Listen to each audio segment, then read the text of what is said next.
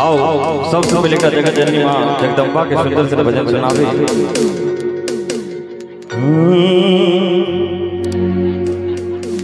पर दुख कटला तो है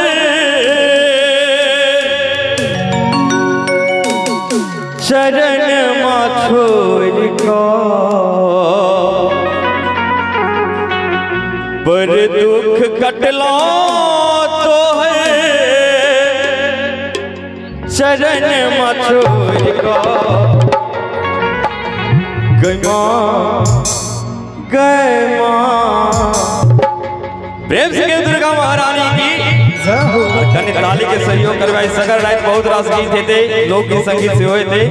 एक माता ने भजन सुनावी और कही भक्त गमा काइने काइने बजावे तोरा आने तोर को, काइने काइने बजावे तोरा आने तोर को। पर दुख कटला तो है, पर दुख कटला तो है शरण मथुर का, पर दुख कटला तो है शरण मथुर का। गई माँ कने तू सब ताली बजाबो कने, तू सब सुतल है अलग की। प्रेम से कहो दुर्गा महारानी की और कने ताली बजा की। गई माँ काइने काइने बजावे तोरा आने के तोर का, काइने काइने बजावे तोरा आने के तोर का।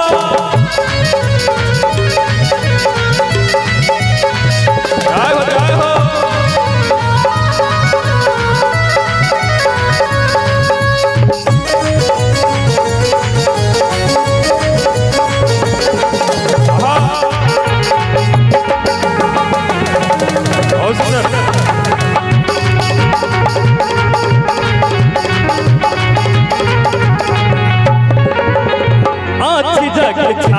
बिना धूप लगई है,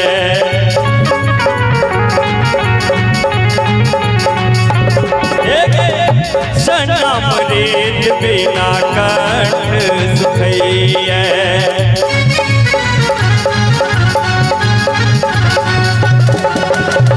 आँख ढक छाह बिना धूप लगई है, सनम रेत बिना कंठ सुखैया।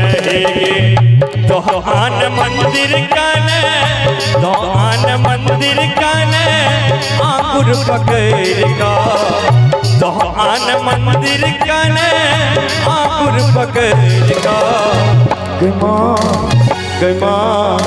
गमा काइने काइने बजावे तोरा आने के तोर का, काइने काइने बजावे तोरा आने के तोर का। अगर प्रेम से कहे दुर्गा महारानी की जय हो।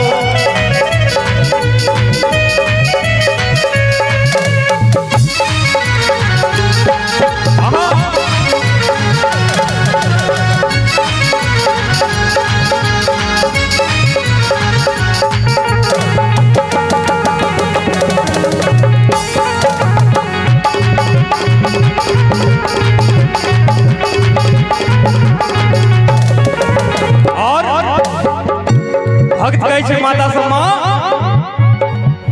बुद्धि कपूत होइ छै माता नहीं माता।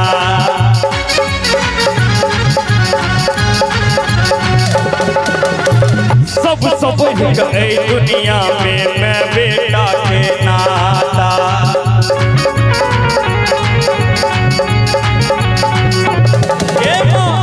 बुद्धि कपूत होइ छै माता नहीं माता। सब सबर गए दुनिया में मैं बेटा के नाता है।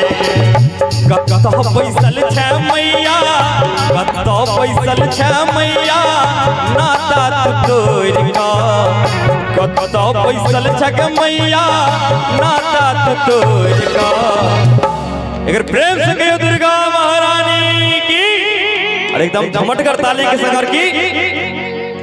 कत पैसल छै मैया हे नाता तोड़ का। एक और सब जयकारा लगा दियो ने हमर कुर्सी महोदय सब प्रेम से बोलिए अपने अपने माता पिता की और कने ताली बजा के भैया हमरो से कने जैसा बैसल छी ताली बजा कर की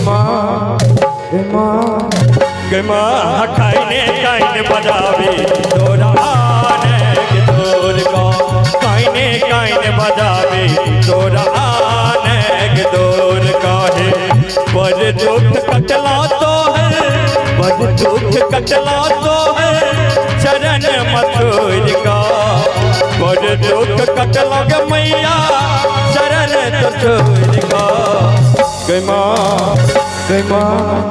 गमा काइने काइने बजावे तोरा आने तोर को काइने काइने बजावे तोरा आने तोर को